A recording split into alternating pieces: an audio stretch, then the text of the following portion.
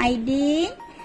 Baca sifir. 12 square. 144. 11 square. 71. 10 square. 00. Pandainya. Okey, tingkat kedua. 9 square. 81. 8 square. 64. 7 square. 9. Oh, pandai. Okey, kad ketiga. 6 square. 6. 5 square. 5. 4 square. 6. Bijaknya. Okey, kad nombor 4.